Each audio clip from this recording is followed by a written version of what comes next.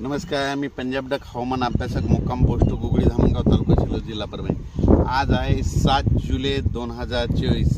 आजपासूनचा परत एक शेतकऱ्यासाठी अंदाज येत आहे। मागच्या अंदाजामध्ये सांगितलं होतं की राज्यामध्ये 4 तारखेला विदर्भात पूर्व विदर्भात पाऊस येईल, 5 ला पश्चिम विदर्भाकडे येईल आणि 6 ला मराठवाड्यापर्यंत येईल। तर 6 ला मराठवाड्यापर्यंत काल पाऊस आलेला आहे। योगायोगाने तुम्हाला सांगतो हे काल आमच्या भागामध्ये पाऊस आलेला आहे। तर काल या ठिकाणी पाऊस पडलेला आहे। तर त्याच्यानंतर आता परत सर्व शेतकऱ्यासाठी अंदाजाची पाहिजे 7 ला ते पाऊस म्हणलं की पुन्हा आणखी पुढं सरकणार आहे, म्हणजे मराठवाडा, पश्चिम महाराष्ट्र, उत्तर महाराष्ट्राकडे जाणार आहे, हे अंदाज सांगितला होता।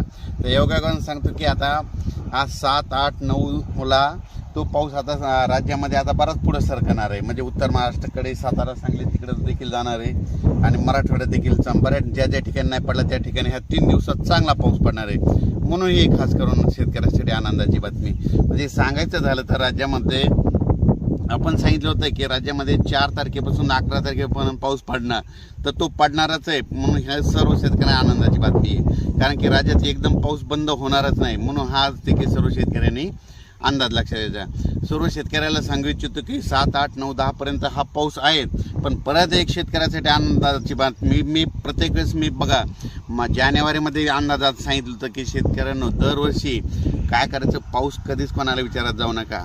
दरवर्षी 10 जुलै ते 15 जुलैमध्ये पाऊस पडतो, हे कायमचं लक्षात घ्या।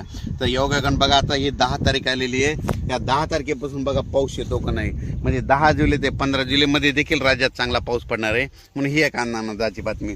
परत एक शेतकऱ्याला सांगू इच्छितो की मागच्या अंदाजात सांगितलं होतं यावर्षी जुलै महिन्यात खूप चांगला पाऊस पडणार आहे, म्हणून हे अंदाज सांगितला होता। तर तुम्हाला एक सांगतो योगायोगाने ह्या जुलै महिन्यामध्ये 16 तारखेला काय होणार आहे, एक लो प्रेशर तयार होणार आहे आणि 20 तारखेच्या दरम्यान एक लो प्रेशर बंगालच्या खाडीमध्येच तयार होणार आहे। दरवर्षी जुलै महिन्यात कधीच बंगालच्या खाडीचा पाऊस आपल्याकडे येत नाही, पण यावर्षी अशी परिस्थिती की जुलै महिन्यामध्ये ते लो प्रेशर येणार आहेत, म्हणून हा अंदाज लक्षात घ्यायचा।